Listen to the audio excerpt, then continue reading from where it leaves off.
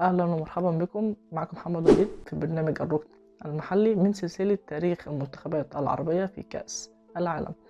وفي بداية هذه السلسلة هنتكلم عن المنتخب السعودي ومشاركته في كأس العالم. فيلا بينا نخش في تفاصيل.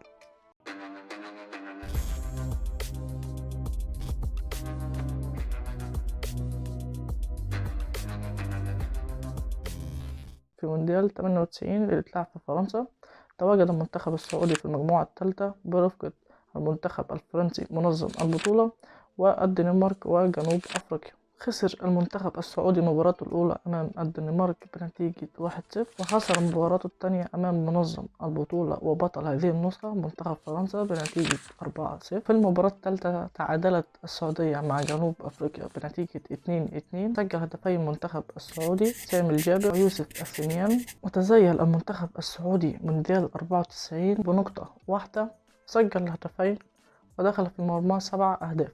أما في مونديال 2002 اللي اتلعب في كوريا الجنوبية واليابان، تواجد المنتخب السعودي في المجموعة الخامسة برفقة ألمانيا وإيرلندا والكاميرون. في المباراة الأولى للمنتخب السعودي في مونديال 2002 اصطدم بالمنتخب الألماني، اكتسح منتخب ألمانيا المنتخب السعودي بنتيجة 8-0. كانت المباراة تألق ميروسلاف كلوزا حيث سجل في المباراة هاتريك، ثم ضاعف المنتخب الكاميروني محنة المنتخب السعودي وألحق به الهزيمة الثانية بنتيجة 1-0. ثم سقط المنتخب السعودي في المباراة الأخيرة أمام إيرلندا، فوز المنتخب الإيرلندي بنتيجة 3-0. لتستقبل شباك المنتخب السعودي 12 هدف في 3 مباريات فقط بدون أن يسجل ولا هدف، حيث يعتبر مونديال 2002 كان من أسوأ المشاركات التي شارك فيها المنتخب السعودي في كأس العالم. أما مونديال 2006 اللي اتلعب في ألمانيا، تواجد المنتخب السعودي في المجموعة الثامنة برفقة منتخب أسبانيا وكرواتيا وتونس. بدأت السعودية مشوارها في مونديال 2006 بالملاقاة مع منتخب السعودي، انتهى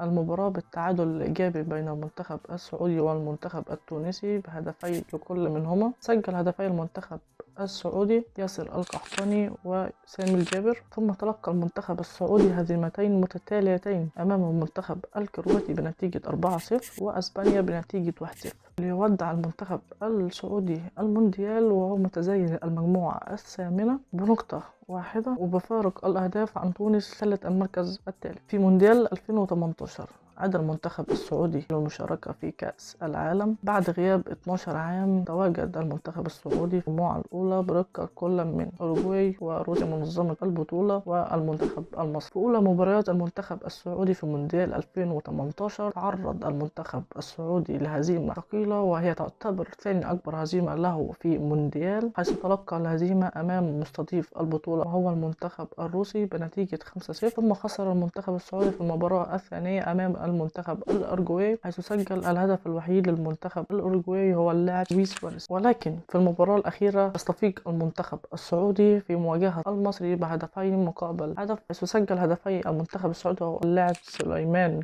الفرج وياسر الدوسري. وأما المنتخب المصري فسجل الهدف هو اللاعب محمد صلاح، حيث ودع المنتخب السعودي كأس العالم 2018 من دور المجموعات بعد احتلاله المركز الثالث برصيد 3 نقاط، حيث سجل المنتخب السعودي هدفين واستقبل شباكه 7 أهداف. وبكده تكون انتهت حلقتنا، فيا رب تكونوا استمتعتم بالحلقة واشوفكم في حلقة جديدة. سلام.